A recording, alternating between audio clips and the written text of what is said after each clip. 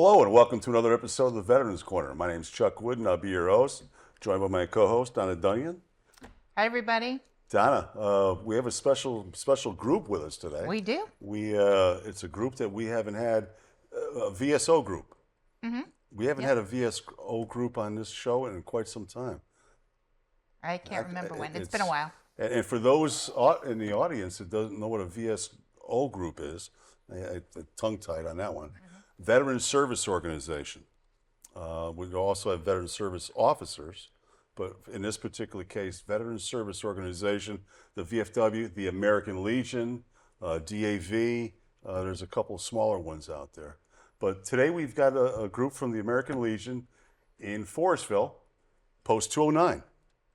It's great to have you guys back, because you guys were actually here a number of years back. But it's great to have you. Thank you. Great to have you. Thank you. A pleasure to be here. To my far right, next to Donna, is Brian Avery. He's the commander of the post.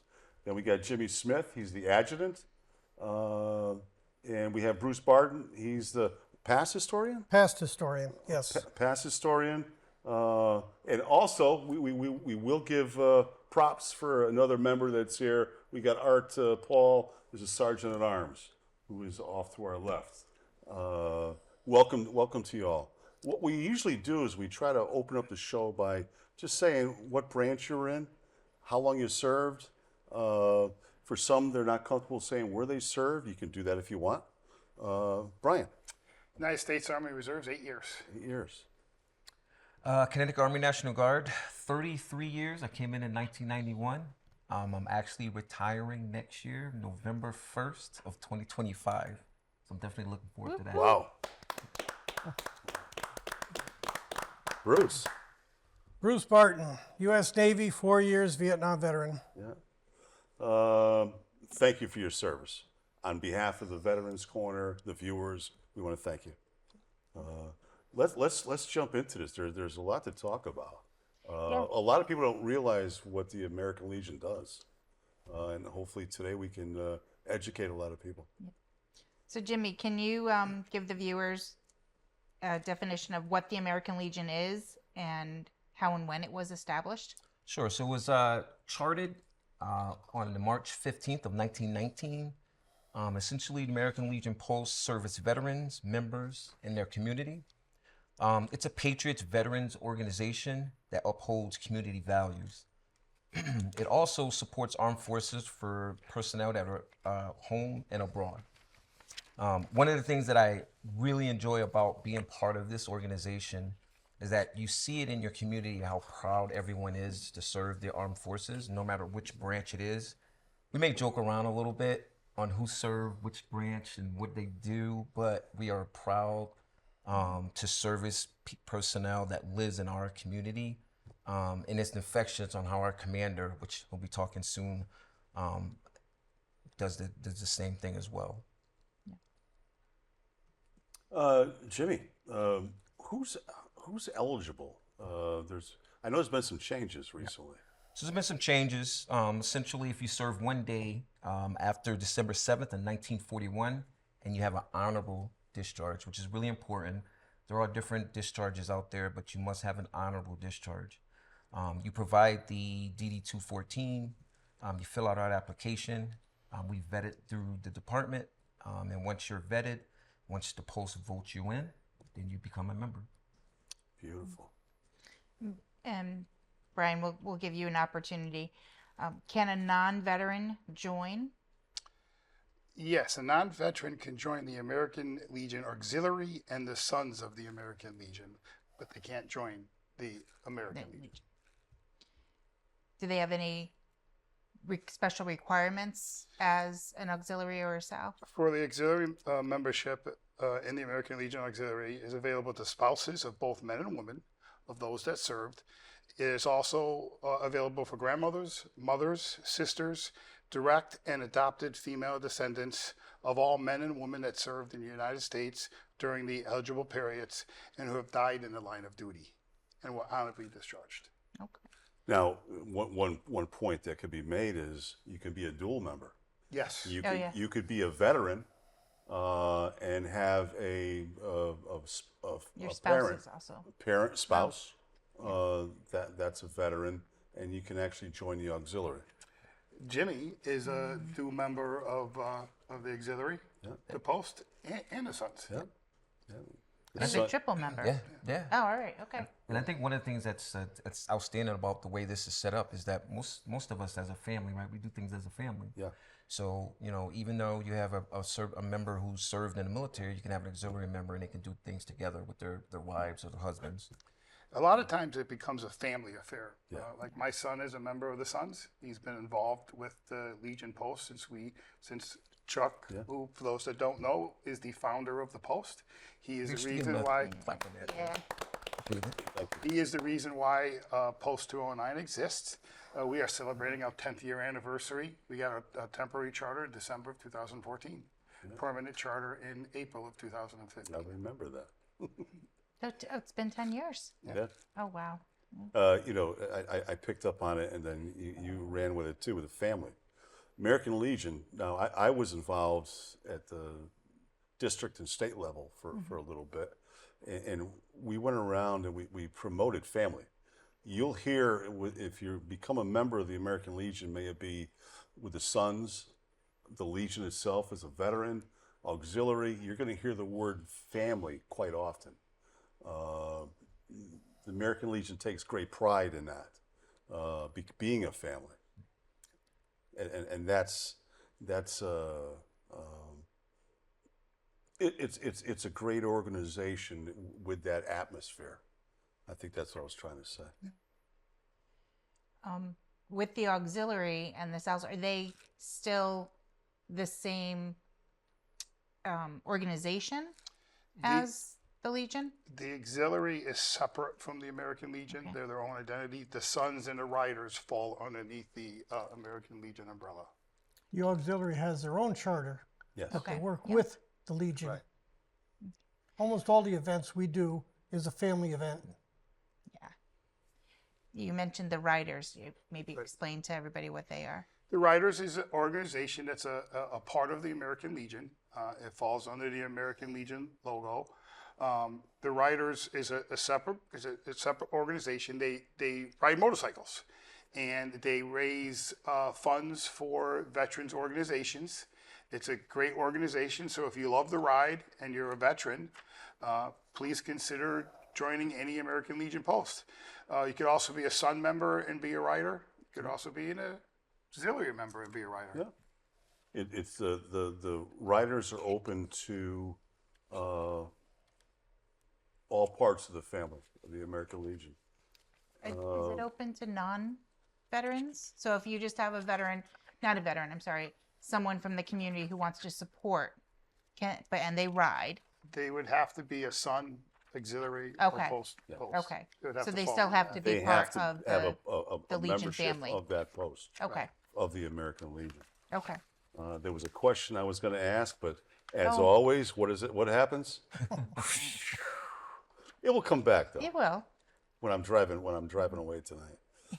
I'm trying to see if it will come back. I think we might have covered it as far as you don't have to be a veteran to be part of that. One of the things we should do, there's so much to this organization, as with the other ones, that maybe we have a separate show with the auxiliary and the Sons here, we could. so they can talk more about what they do. And as far as charters, actually all the Sons and the auxiliary and the riders, they all have charters. Yes. But the charters of the riders and the Sons, they fall underneath the main charter of the American Legion. The auxiliary, being a separate organization, they have to be formed with the American Legion. If for some reason that post fails, the auxiliary continues. Oh. They continue because they are a separate organization. They can't start without the American Legion, but they can continue. Okay. Whereas the riders and the sons. Because they fall directly under exactly, the Legion. I got it. exactly. It's been a while. We but need a flow chart. It's coming back to me. We were talking about the requirements. Brian, here's a topic, and we had to put this in here because so many people out there. You know what? I'll present the question first to Brian, and then we'll get into a little discussion on it. What do you say to folks that think that the American Legion is just a bar and a place for veterans to go drink? It's a misunderstanding. The American Legion is a member veterans group, but we're here to serve the community and the veterans. So yes, a bar may be a part of what the American Legion is, but there's many dry posts. For instance, our post, American Legion Post 209, we're a dry post, which means we don't have a bar or a hall attached to us. So we raise all our money through fundraising efforts that allows us to do the stuff that we do for the community. American Legions don't need to have a bar. And many of our veterans that are members of our post are in this post because it doesn't have a bar. You know, and as a Legionnaire, we're supposed to be following the 4 pillars and working with the community, supporting its citizens and the veterans. And that's one of the things I'm very proud of as far as what Post 209 has done. And that was one of the main reasons I happen to know personally that 209 was formed, to get away from that. Right. Having been commander of a large post in the state for 3 years that did have a canteen, a bar, it was difficult to get veterans in the community to join. The first response is, I don't drink. Yeah. Well, that's not what the DAV is, that's not what the VFW is, and certainly that's not what the American Legion is. It's an organization that does some fantastic things for the veteran community, the veterans, and the community at large. So, I mean, that was a question I wanted to get out there and talk about. It's a very important question. And I don't know if you remember when you recruited me, and my wife, who was a veteran. That's kind of one of our questions. Yeah. You know, like, and there's nothing wrong with having a bar. And we know traditionally that's how most VFWs are set up. Yeah. And it's fine. It does bring in income. But we actually wanted to actually do things for our community. We've been in Bristol over 15 years. So it was like, how can we bring back to a place where we live? Yeah. And it's a great opportunity to actually get out and actually do. And we'll probably talk a little bit more in depth, but we do a lot for our community. Yeah. There's you're going to say something? I was going to, but it can come later. Okay. Well, our social events. Yeah, numerous. It's the VFW post that I'm a member of and I go to is tucked far, far in the northwest corner, way up on Route 7 in Canaan. And I go up there quite often. They know there's a balance between having a canteen and having the organization there. And unfortunately, not all posts from whatever organization it is know that balance. The bar, the canteen can never take precedence over what the mission is, the American Legion or the VFW. And to Jimmy's point, it does bring in income, but there needs to be that balance of the income versus the upkeep of the bar versus the upkeep of your members and giving back to the community. When it starts to destroy the reputation of the post, that's when the balance has been, the line's been crossed. Yeah, absolutely. Unfortunately, a lot, and that's where the stigma comes from. Yeah. Right. What did I always say? The difference between an organization, no matter what it is, American Legion, Elks, it could be anything. The difference between an organization that survives and one that thrives, it's how it's perceived by the public. Yeah. Yes. And I think, unfortunately, with the younger veterans, that's a deterrent from them joining the formal service organizations. It's a completely different generation now. Yeah. Compared to when we get out. But for those of us that have gotten out. But I'm you still guys hanging do Hats off to you. you guys do a lot of good within the community. And we mentioned earlier that this is the 10-year anniversary for the Post. So what has the Post accomplished in these last 10 years? Jimmy, I'll let you start off. So actually, one of my favorites is the actual youth fishing derby that we have. It's one of my favorites because when you stand back and you look, you see the younger community out there. You see the young kids are out there. They're wearing the T-shirts. They're excited. It's something to do other than having an iPad or a computer game in front of them. It's early in the morning. You know, it's exciting. Everybody's kind of anxious and they can't wait. And every year, we get more and more people participating. So I think it's one of our staple events that we throw every year. And Brian, you can add on to the next one. I bet I can guess the next one you're going to talk about. Just a little bit more about the fishing derby. The fishing derby is it's unique to We other can zoom kids' in. fishing derbies. It's one of the pictures. That's our trophy table. And the fishing derby is not a singular event. It takes all year to prepare for our fishing derby. We stock the pond. We build those trophies. Brian works tirelessly to get trophies that we rebuild for the fishing derby. Oftentimes, the trophy is taller than the youth that's actually winning that. They also get a fishing rod. Every child gets a little backpack with a little tackle box in it. It is a tremendous event. It is one of our most funny. I could talk for a long time on that. I can see we're running low on time, so I'll skip over it. But it is a great event for kids. One of the other great programs that we do, and it's something that's dear to my heart, is the Four Chaplains ceremony that we do every February. It's to honor the four chaplains that gave the ultimate sacrifice, and that is their lives to save the sailors that were on their ships. And they were of four different religious groups. Jimmy, do you want to talk a little bit about the Four Chaplains? Yeah, it's one of the events that we run where I always step back and I have observations of what I'm actually looking at. And when you're looking there, you're seeing all the pillar groups in our community. The beauty pageant folks are there. The Boy Scouts, Girl Scouts are there. Even the United States military, we have a certified Army chaplain that usually comes.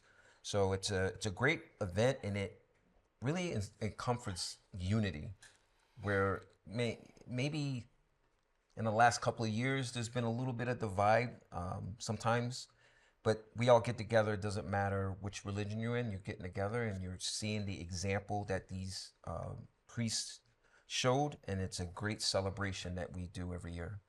One of the things we take great pride in is teaching the youth what the Four Chaplains is, what the flag etiquette is, what's the difference between Memorial Day and Veterans Day.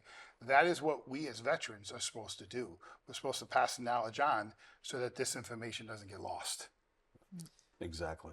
My interpretation of the Four Chaplains is it's a respectful homage to all of the people who have knowingly given up their lives for others, knowing that they were going to die. Not just those four individuals, but so many knowingly sacrificed their lives so that others may live. And that's what the Four Chaplains mean to me. It's not just those four individuals, it's all of them. That was an event that occurred during World War II. II, North Atlantic. February of Dorchester. 43. Yeah, February of 43. That was those four chaplains from four different denominations, Methodist, Catholic, the Jewish faith, and Protestant. it was a Protestant. They took off their life jackets, their gloves, their jackets, Yep. and they gave them to sailors who actually troops. Troops, because Army it was troops. a troop carrier. Yeah. And Anybody they who went came- down, and they were they saw them. They were going down with the ship, singing Singing Yes. hymns. singing hymns. So, and that's why they are honored each year. I don't want us to forget, because if we run out of time, let everyone know when the ceremony is for 2025. That way, if they see this and they want to come and participate. It's going to be February 1st at 4 p.m. at Gloria Day Lutheran Church, Camp Street, Bristol. 355 Camp Street in Bristol. And it will be on media. It'll be in the Bristol Press. It'll be on our website. It will be on our Facebook page. Right. We actually this could have been a two-parter. Yeah, I know they have easily. so much Yeah. to Easily. share. And that just means you folks will have to come back. Can I just say two quick things? I know we're running Yeah. out of time. Yeah. One of the special things that we do is working with Veteran Strong, supporting them in every aspect that they have. We want to be right there with them. We also worked with the Bristol Veterans Council and built a one-of-a-kind POW MIA memorial on the Memorial Boulevard. I'm very proud to say Post 209 raised over $3,000 for it. We donated the POW MIA chair and all the bricks for the monument. It's on the Memorial Boulevard in Bristol. If you haven't seen it, please stop by. It's absolutely gorgeous. And I'm proud to say that my photograph was chosen for the Wheeler Clinic calendar. And the last So thing, plug in there. the last thing I wanted to say is, with the holiday season coming up, blood drives, donating blood with the American Red Cross is essential.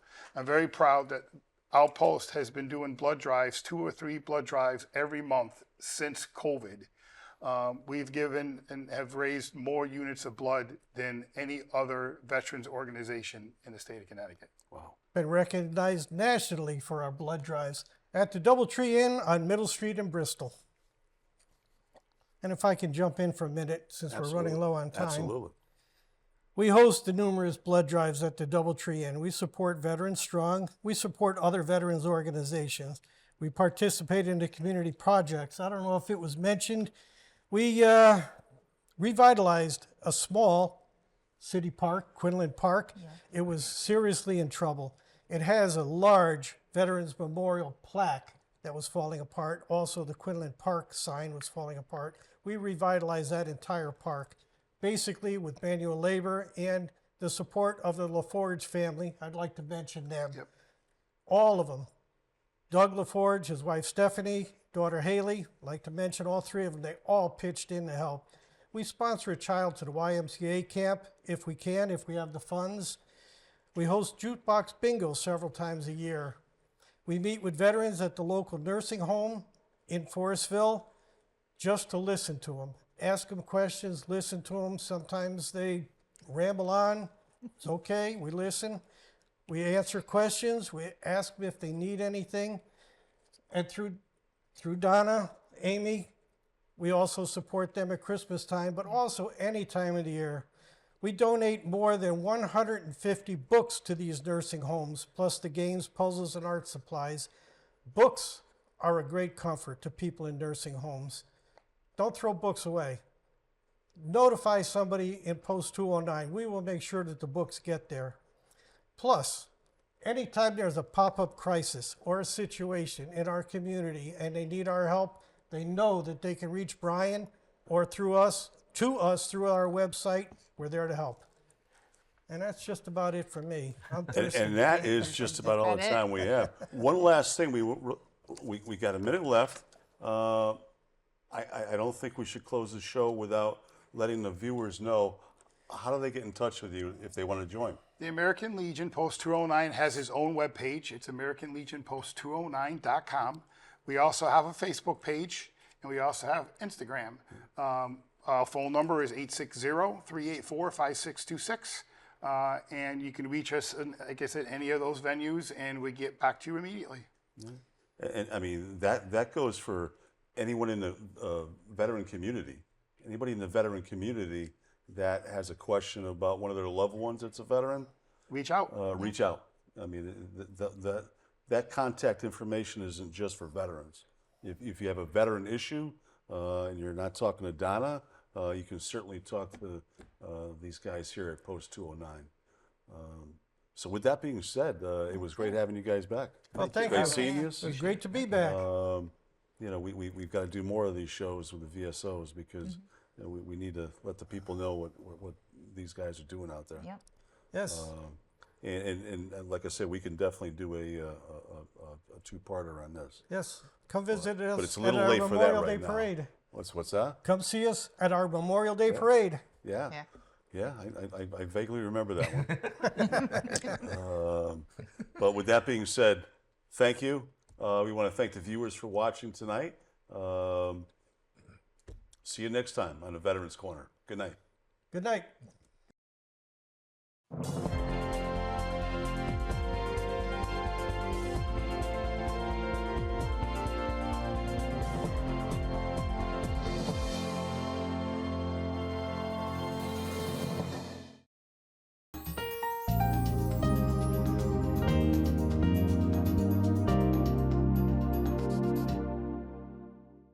Sometimes life just happens. Don't worry.